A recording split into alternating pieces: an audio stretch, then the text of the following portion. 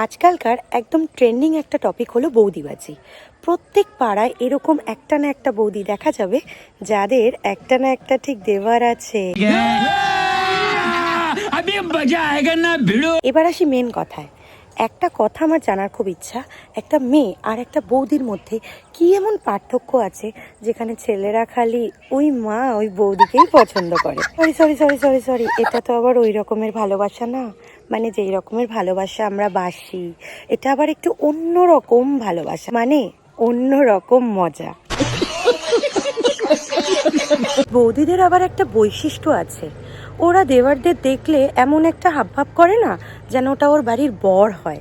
আর ওই দেখে আমাদের দাদা আর ভাইরা থাকতে পারে না, আর দাদারাও তখন সামলাতে না পেরে ভেবে নেয় ওটাই ওর বাড়ির বউ বা ওর গার্লফ্রেন্ড হয়। আচ্ছা, তোমরা যে কাজগুলো করো, একটা কথা বলো, তোমরা ভাবো যে অন্য একটা মানুষকে ঠকাচ্ছ, সে কিচ্ছু বুঝতে পারছে না, কিন্তু সাময়িক, সেটা সবসময়ের জন্য নয়। তা বলছি, এটাও তো একটু শেয়ার করতে পারেন যে যেই বৌদি তার হাজব্যান্ডের সাথে রোজ গেলে থাকে, আপনি কোনো না কোনো সময় সুযোগ পেলে তার সাথে গিয়ে সময় কাটাচ্ছেন, তো এটা কী ধরনের মজা বা কীরকম লাগে, এটা তো একটু শেয়ার করতে পারেন। আর যেই ছেলেগুলো এই বৌদিবাজি করে তারা ভাবে তাদের বউ বা গার্লফ্রেন্ড কিচ্ছু বুঝতে পারে না, কারণ কি তারা এমন একটা অ্যাক্টিভিটি দেখায় যে তাদের মতন লয়াল পার্সনই হয় না। আরে বাপ রে, ये तो धोती खोल रहा है। আচ্ছা বৌদি, তুমি যেগুলো করছো, তোমার বরের সাথে হয়তো তুমি থাকতে পারছো না, বা তোমার বরকে তোমার ভালো লাগে না, বা তোমাদের অ্যাডজাস্টমেন্ট হয় না, সেটা তুমি তো তোমার বরকে বলে দিতে পারো। কিন্তু না, তুমি তো এটা বলবে না, কারণ তুমি তো বিয়ে করেছো তোমার থেকে বয়সে একটু বড়, মানে কাকুকে।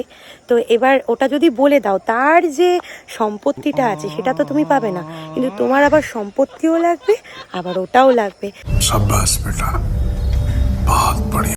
এবার যেই ছেলেগুলো এই বৌদিবাজিগুলো করে তাদের ক্ষেত্রে দেখা যাবে তাদের যে বউ আছে, মানে অপরূপ হয়তো সুন্দর দেখতে, আর যাদের সাথে ওরা এই বৌদিবাজিটা করছে তার বউয়ের কাছে ওই বৌদি হয়তো কিছুই না, কিন্তু তারপরে ওই বৌদিকে ভালো লাগে।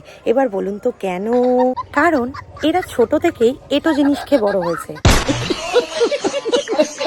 ধরুন আপনি একটা ললিপপ খাচ্ছেন, খেয়ে কাউকে বললেন যে ভাই আমি হাফ খেয়েছি আর খেতে পারছি না, তুই খেয়ে নে, তো ওরা না ওটা একদম চুপ করে খেয়ে নেবে। তো সেরকমই হচ্ছে এই বৌদিবাজির কেসটা, মানে দাদার সাথে বৌদি থাকছে, খাচ্ছে, বুঝতেই পারছেন, ঠিক আছে, তারপরে গিয়েও ওরা ওই বৌদির সাথেই থাকে, ঠিক আছে, কারণ কি ওটা আবার একটা সেফ জোন। আবার কিছু কিছু বৌদি আছে যারা তাদের ওই দেওয়ারকে না খুব ভালোবেসে ফেলে, জানেন তো, মন থেকে।